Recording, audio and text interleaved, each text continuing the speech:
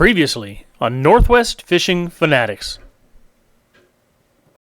That's not bad. Oh yeah, come on. Let's go. Whoa, whoa, whoa, whoa, whoa, whoa, whoa. We went back to the bottom. Woo, what do I got? I'm heading down to the Cowlitz to do a little springer fishing. But primarily, I'm going down there to grab my tractor because several years ago I planted all of this bamboo, literally 194 feet, give or take a few feet because of the fences, or the gates. But I've decided that I'm gonna rip it out. But anyway, what I'm doing now is just getting the boat ready to head down there because I have to go to the Cowlitz to get my tractor, to bring it back to work on the bamboo. So I figured I may as well try to catch a springer while I'm down there. I had to replace a bunch of gear from the last bottom fishing trip. Anytime you're fishing for lingcod in the rocks, and seriously, we are fishing in some serious rocks in that location where we're at, you tend to lose a lot of gear. And so I ended up replacing, tied up about 12 liters. And I just got stuck. And bought a bunch of more. Bought a bunch more grub. These guys here, you know, for the 2-ounce and 3-ounce jig heads. And of course, bought a bunch of extra jig heads to replace the gear that we had lost. And if you remember that reel that I was using, the Penn Squall 20, level wind left-handed, was really squealing and making a lot of noise. Listen to this reel. I think I need to grease it. Well, I just remembered that this is the second time I've actually had it apart. But I took it apart again, cleaned it up really good, greased it up well, oiled it in some spots, and it works a lot better, but it still makes a lot of noise. So the next time I see you, I'll be down at the Cowlitz. There is a car hauling trailer under there.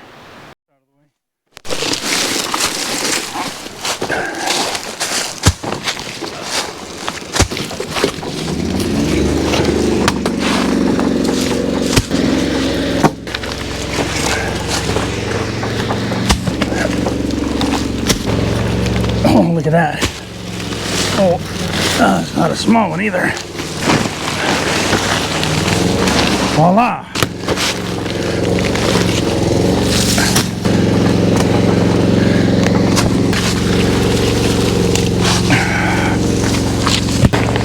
And the unveiling.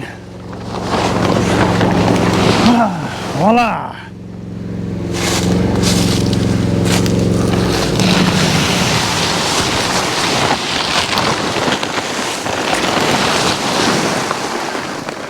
Hey, just as I left it.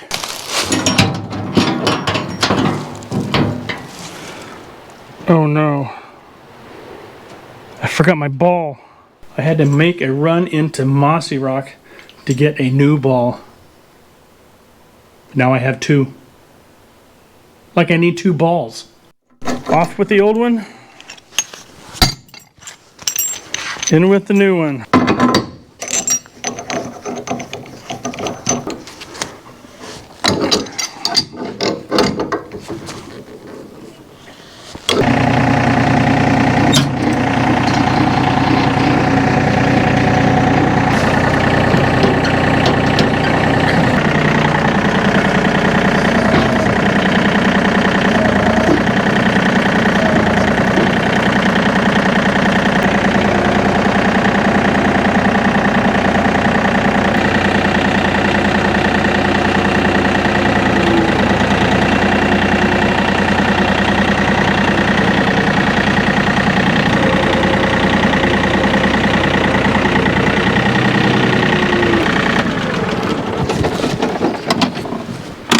Once I get this thing ready to go, as far as being roadworthy, I can hook that baby up right in there. Go try to catch a fish. The trailer has been certified roadworthy by yours truly. Now I just have to take the brush hog off and put the box blade on. Good boy.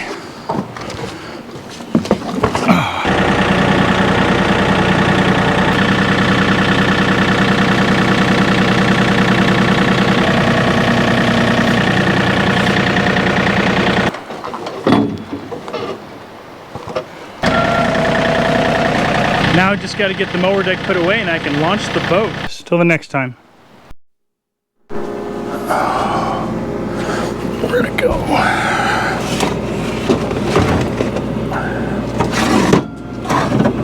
Okay, we gotta get some. I'm gonna get some loony coonies. There they are. And this is the herring. It's been in the brine for about 3 months. I'll use this out in the ocean. I have larger ones for out there as well. These are smaller, though I keep these for the river. So it's a highly concentrated solution of water, salt, dehydrated milk, and food coloring. And man, they get super stiff and they last a long time.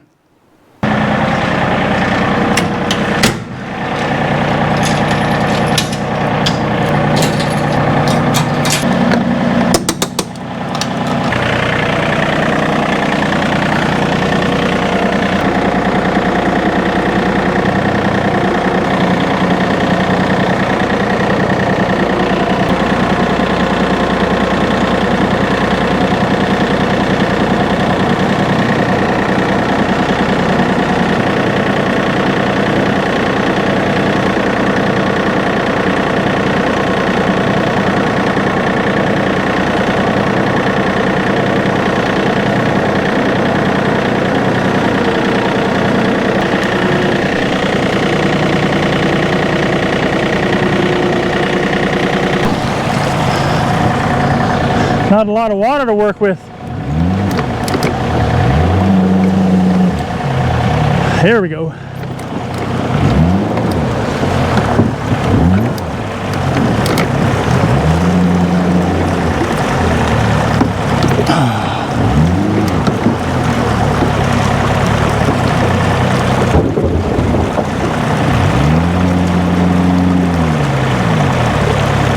Now I usually just leave it here sitting with a little bit of forward pressure, holds it right on the launch.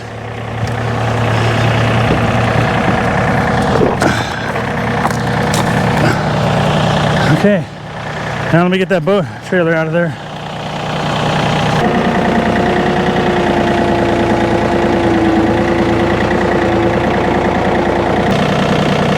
Emergency brake up, engine off. Emergency brake 2 down. No way this thing can end up in the river now. So I'm just going to head down. Wow, I thought I just seen a fish jump. I'm going to head down river right above Baker Rock. That's where I'm going to fish. I only have a couple of hours because it took quite a while to get the tractor ready. I've already got my rods set up right here with divers. I've got my bait back here, and all I really need to do is get my bait on the rods and get going. So I'm gonna head down around the corner. Now the only way that I can make it out of here easily, because the water level is only about 5,000, I think, I can tell by the way it runs over my boat launches, is I have to shoot out of my place right here, and then I have to run up and then get up on plane to go down through this area right here, because it's actually quite shallow right there. So that's the only way I can get out of here safely without banging bottom. Let's do it.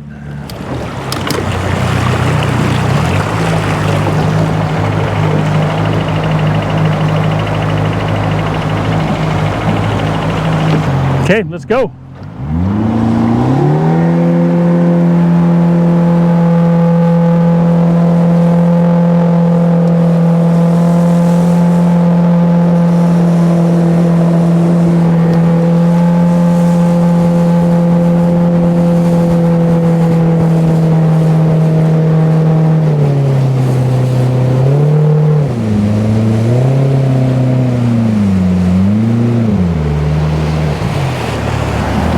Now I need to get up on plane so I can make it through that chute right there.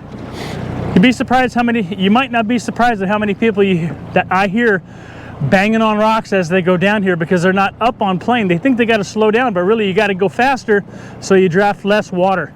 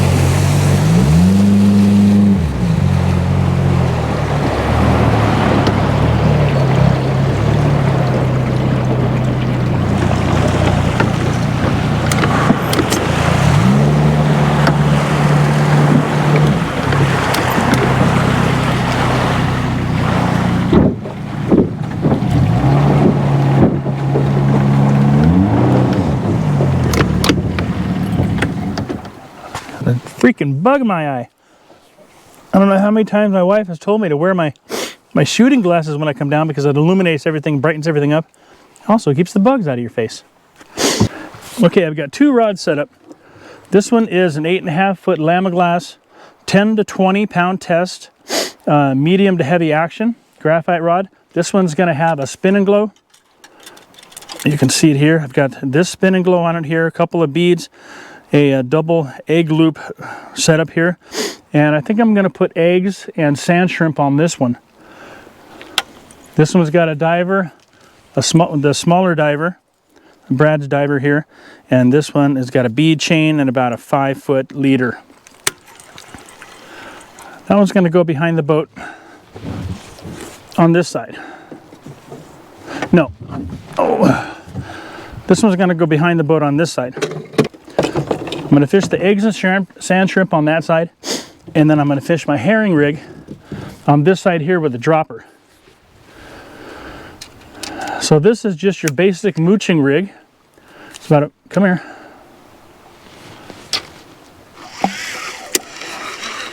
Okay.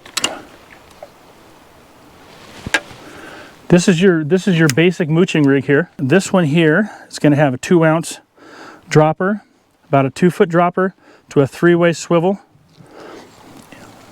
and it goes to a mooching rig with a sliding double hook here. I tie them that way so I can adjust based on the bait size. And this one's going to get the herring. So let's get a herring on this one now.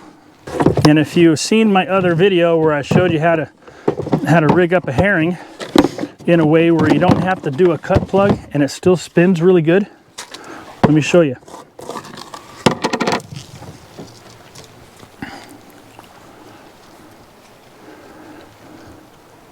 You take your brined herring. Oh yeah, that's good. And you go in here.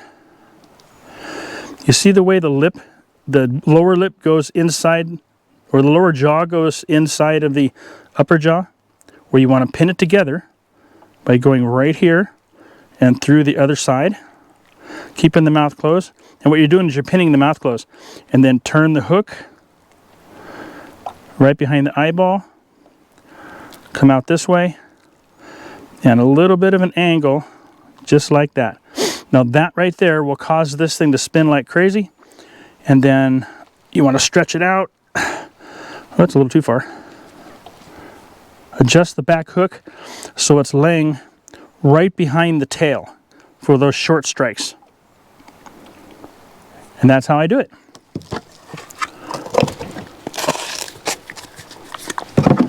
Pretty blue color, isn't it? Look at that thing. Boy, if I was a fish, I'd eat it.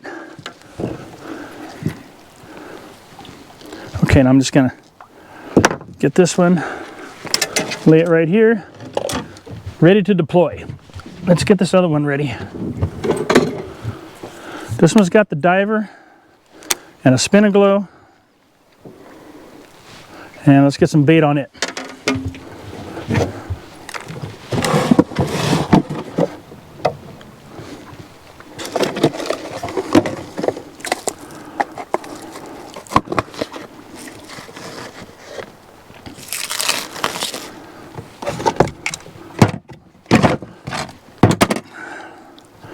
I want to get a gob of eggs. Better get a rag. Actually, come on. Let me get my bucket. It's always nice to have a little bucket with you. Fill that baby full of water. And a rag. Okay, so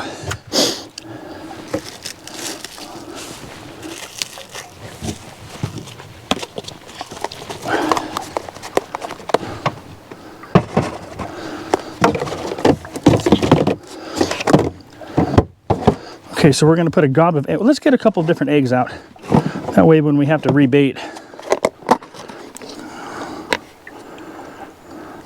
Wow, these are really super stiff. These are still good though. These eggs are like rocks. Woo! Okay, I'm not going to use them. I'll take these out though. We'll get rid of those. Let's get these other eggs out. These eggs were nice and juicy. There we go. I like juicy eggs. Let me get a couple of them out here.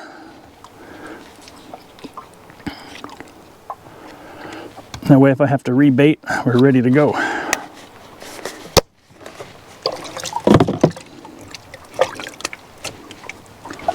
Okay. Turn our fish finder on. Get a couple of these out too. For when you have to rebait, might as well just get them all out.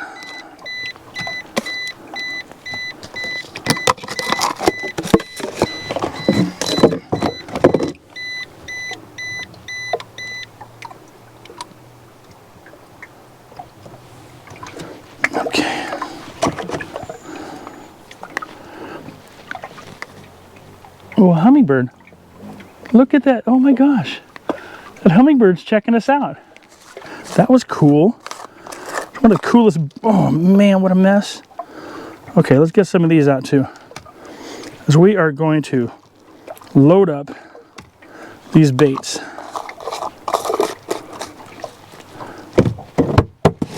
Oh, made a mess all over myself.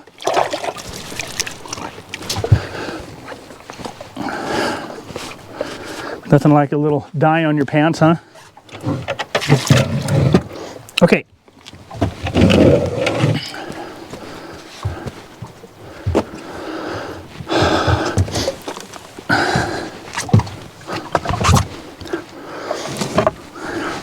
Okay, now that I got the bait out, let's go ahead and get baited up. Now this is an egg loop here. So I'm going to put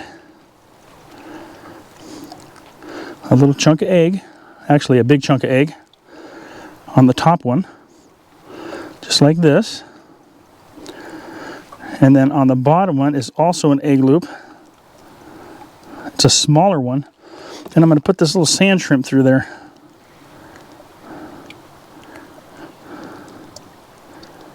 Right through the center of his tail, because that inevitably is going to break off. His head's going to snap off, and he's going to be out there, and hopefully we'll, be on there for a little bit. Okay, so that's the second rod. That's going to be on that side. Now, all we got to do is get the motor started, and we'll ease over there right on that other side, and we'll work our way through that seam right there. We'll do it with the trolling motor.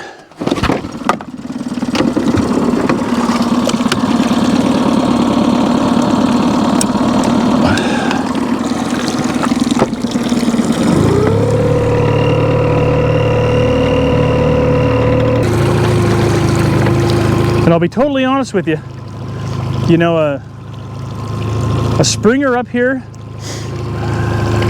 is like a unicorn.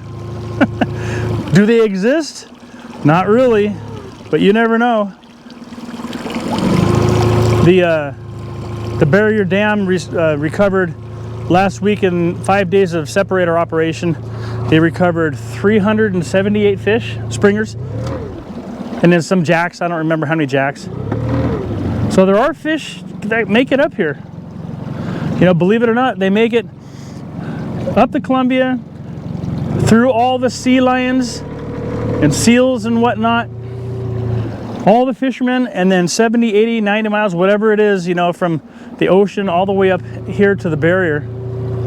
They make it. Some of them do anyway. All right, let's get this herring out there. Now I have 2 ounces on this herring. Okay, now you can see it spin in there. If you can see it spin in there.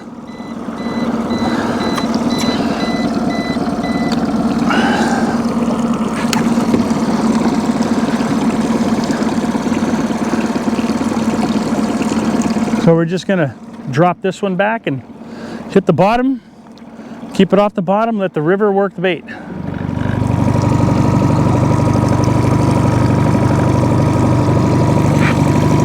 And then we'll work our way through this slot right here. This slot right here actually is pretty deep. There are spots that are almost 40 feet.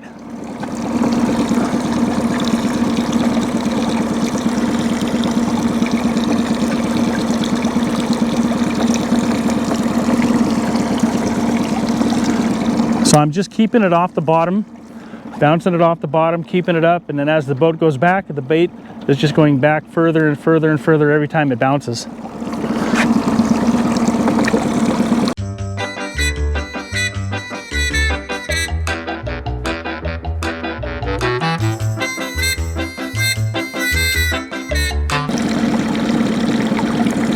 So this is actually the first time I've been on the Cowlitz in, I don't know, a couple of months maybe? This time of the year, you know, it's ocean time. Halibut, lingcod, bottom fish, and lakes too. I like to hit kokanee, so there's a couple of videos out, you know, on kokanee and lingcod and rock cod fishing, so check those out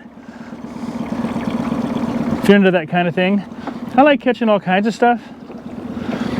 To be totally honest with you, the only fish I like to eat out of the Cowlitz River is a steelhead. Summer run, winter run steelhead, either way. Salmon, I don't really like them when I get up this far. I think they're okay for smoking. I mean, even the springers. I mean, the springers are okay if they make a quick run and make it up here in a day or two. But, you know, once they are in the water for too long, in freshwater for too long, you know, they start to turn, start to go into that spawning phase, and the meat just starts to turn pale, and it doesn't really have all the oils. It loses all the oils and, you know, desire for me to actually want to eat them. But they're okay for smoking, and I use them for bait. I use them for halibut bait. Not the springers, but, you know, the coho. And besides, this time of the year, you know, there's really not a lot of fish in the river. I like to spend my time concentrating on times of the year and areas, you know, where you're most likely going to catch a fish. The coho runs, you know, they're decent. So that's why I spend a lot of time coho fishing in September, October, November, and depending on how big the run is, you know, maybe even into January. I've seen them running into January. But that's when you get a lot of fish. You know, when you get a lot of fish, you get a lot of action. You know, you catch a lot of fish. Not necessarily because you're a great fisherman, because there's just a lot of fish there. I know I said at the beginning of this video that I was thinking about hitting Merwin next week. But I don't think I'm Merwin or Yale. But I don't think I'm going to do that. I think I'm going to hit Rife for some landlocked coho.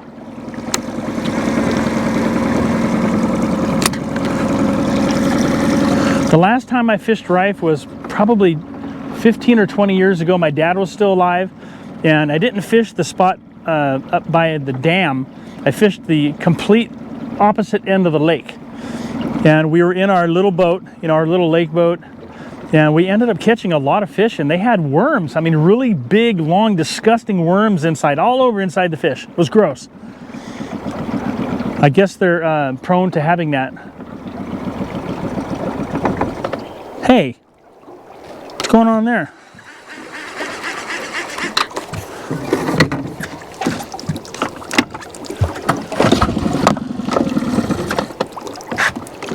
What up?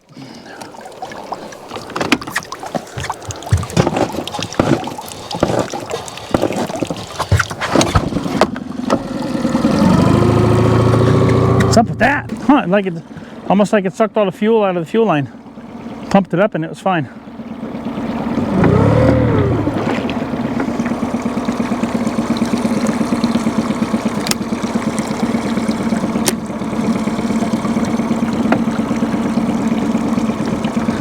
Now, if you're ever up this way, you know, in your boat, check out this rock formation that's on the south side of the river here at Baker Rock.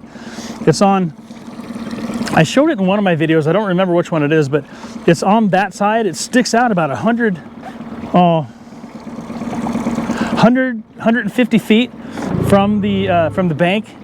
And when the river is down at 2,000 or 3,000, you actually run your boat up on that thing, and it's a big giant shelf that sticks out. It's super awesome. 25 feet right here. 29 feet right here. You can see it. 29, there's a fish down there on the bottom. 30 feet. I can feel that herring fluttering, spinning back there. It's like woo, woo, woo, woo, woo. Every time I lift it up, woo, woo, woo, woo, woo. Just like that too. That's the same sound. We got to compensate for that spin. So let's just add a bead chain on here, just like that. Bead chain on one end, and clip it to our dropper swivel here, like so. So now we have a bead chain on there, and that should take up the twist. Okay, let's head back over.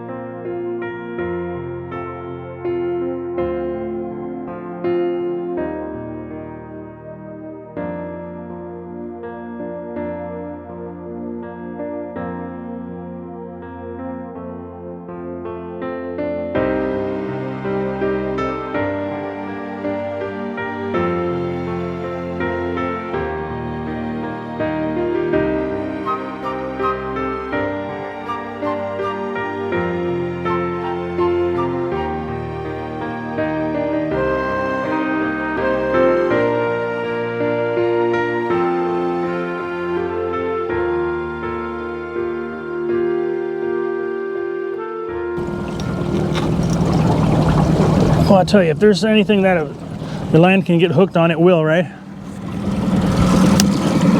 Okay, let's get this out. Let's get that big old chunk of bait out there first. Deploy this herring back down there. Yeah, with so few fish returning, you know, I wasn't sure if I wanted to come out here, but every time I do hit the river, whether I catch fish or not, it's just so therapeutic, you know? 41 feet, you see? Look at that. 41 feet. It's deep here. And I've said this in a lot of my videos, and I actually should say it in all of them, is, you know, I don't claim to be an expert, you know, with any of the fishing that I do. You know, I've been fishing all my life. You know, I'm gonna be 63 this year, this November, and I've literally been fishing since I was 3 or 4 years old. Here's a picture of me in France at age about 5. I think I was 4 or 5. I was catching trout with my dad. He was in the military, obviously, that's why we were there. And so I've been fishing all my life, and I've never took a break from it. I've always fished. When I graduated high school, Lincoln and Tacoma, you know, I went to Alaska from there. I fished and hunted in Alaska. Then when I went to Florida, after a few years of living in Alaska, I fished in Florida. And so when I came back up here, you know, I fished again. So I've been fishing my entire life, never took a break. And it's getting shallow again. It's 20 foot behind the boat, 20 feet below the boat now. But if I go a little bit further out here, it'll be deeper. So I'm going to move out here. But yeah, I've been fishing on the Cowlitz River for 40 plus years, because my dad bought this place in the 60s, the late 60s. Yeah, so I've been fishing, well, actually fishing longer than that, I suppose, 50 years. And took up bass fishing for a long time. I had a bass tracker. Here's a picture of my bass tracker, one of the very first boats I had. Oh, I bought this boat at a bank because they repoed it from somebody who couldn't afford the payments. And when it was in Bellevue, and when I went up there to get it, it was in the parking lot outside, uncovered, and it was full of water right to the top of the, and I knew it was going to be a lot of work. Well, I ended up stripping the entire thing down, back to 40 feet here, stripping the entire floor out, and had to re-rivet there were some cracks, small cracks in the hull, so I had to drill those out, fix those, reinforce the ribs that went across, the cross ribs, put some extra bracing in there, replace the floor, did all kinds of stuff. Had that boat, we went everywhere, Kim and I. We were everywhere, and I had a little 1978 Chevy Love at the time, and that's what I pulled that bass tracker around with. I used to get stuck at boat launches because I couldn't get the thing out, but oh man, that's what I had. We didn't have a lot of money back then. I didn't have, a big fancy truck, and so we made do with what we had. And man, we had a lot of fun though. We went all over the place in that bass tracker. We traveled all over the state, eastern Washington, fishing every piece of water we could find. But yeah, man, that was a lot of fun, that old boat. And then I've had a lot of boats. I've had an old Valco. I really miss that one. That was actually my first river sled. It was my dad's boat. It was like a 72 or 74 16-foot Valco center console. Man, we caught a lot of fish out of that. Here's a picture of my dad. Me and my dad, catching coho out of that thing.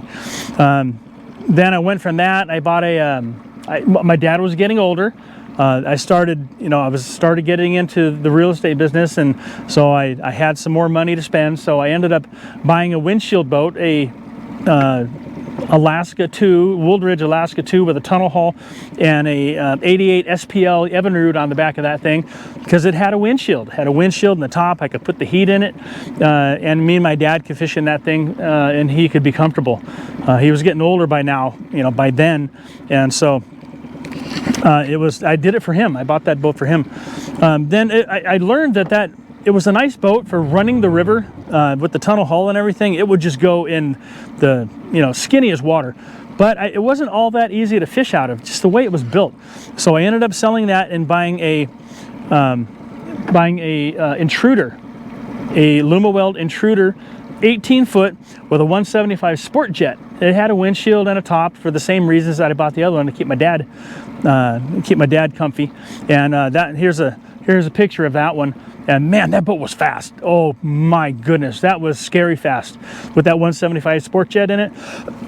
Now, Lumawelds aren't built as heavy and strong as North Rivers or some of the other ones, Bolton's or Thor built or things like that, but it's a light boat, so that thing screamed. And man, me and Dick Ford and my dad would fish out of that thing. We caught hundreds, maybe even thousands of fish out of that boat. Then I sold it, and then I got a little 13-foot. I don't even know if it was 13 foot. It might have been 12. It was a what was the name of this thing? Oh gosh, I don't remember the name. It was some weird manufacturer, but yeah, it was like a 12 or a 13-foot boat with a 30 Yamaha on the back. And I used to fish the Chehalis. Here's a picture of that, on the Chehalis. Me and my son Alan, we caught a lot of fish on the Chehalis out of, with that boat. Then I sold it and bought this. But I've had a lot of boats. I remember every single one of them.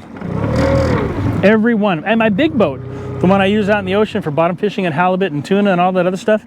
Well, I have used it for tuna. I bought that. It's been going on probably 7-8 years now. Bought that from a guy that met me in Moses Lake. We took it out on Moses Lake because he lived in Idaho. And so I took it for a test drive on Moses Lake, bought the boat, hauled it back. And I've had that thing, ever since I bought it. And I still have, you might have noticed in the shop here down on the Cowlitz here, there's a John boat standing up against the wall, in the bay where I parked this one. That is an old 12-foot John boat that my dad had when I was a kid. So he bought that when I was about 8 years old, and we used to fish out of Fort Lewis out of that thing all the time on Chambers Lake and Lewis Lake. We fished for bass, and we actually gigged frogs on Lewis Lake out of that boat. And so I've had that boat ever since I was a little kid, and it's still a great boat. I fished out of it with my oldest son. Actually, with both my sons. Yeah, I'm going to take that thing out again someday. It's just been collecting dust for, I don't know, what, 50 years? Oh my goodness. I don't like to throw anything away. It drives my wife crazy. Come on, fish. You can probably tell I feel better because I'm rambling on, huh? I've always been a risk taker my entire life. I've been in some serious accidents and come out virtually unscathed. I don't know why. When I was in high school, actually my dad bought a 1966 Chevy Malibu, brand spanking new off the showroom floor. And here's a picture of it when I was a kid. And when I turned 16, he gave that car to me. And I was doing really well, making good money, and so I wanted my car. I mean, how stupid is that? So I had my car shipped up to Alaska, to Kodiak, through Sealand. They loaded it into a container and put it on the ship and on the barge, or I don't remember if it was a ship or a barge, but anyway, and shipped it up to Kodiak. And so I had it up there for about a week, and I was at a party with my soon-to-be first wife, and we got into an argument in the car. I had brand new leather seats, and we got into an argument at this party, and we left the party. We're fighting. I'm driving too fast down the road, and I go around an S curve, and the first corner was to the left, and she slid across the seat and grabbed a hold of my arm, and that's when I lost control of the car going around the second corner. And just so happened to be a state patrol around the second corner, and they clocked me doing 110, and that's when I crashed. I flew off an embankment, flipped the car sideways, hit, because it was a steep embankment, flew off, hit the top of the car on these trees that were in this guy's front yard. And if those trees weren't there, I would have run into his house. And the car slid down the trees, caught on fire. And because the police were right there behind me, because I passed them, they were able to get the ambulance there, broke out the back windows to pull us out of the car while it was burning. And so here's a picture of the car after I got done with it in Kodiak. And that picture is actually the car parked behind my sister's gas station, because she owned the Chevron station, the only Chevron station in the town of Kodiak. That was in 1978. But yeah, totally destroyed the car. I think I'm gonna have to go. I don't even know what time it is. I know I've been talking too much, but there's no fish here. It's 5 o'clock. It's been 2 hours. I had a couple hours to burn, and that's what I did. Let's see how this herring looks.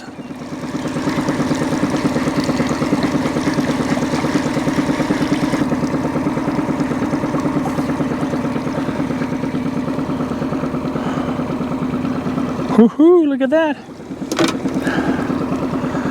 All that fishing, and that herring looks exactly like it did when we put it on. Look at that. Could probably use that again. Nah.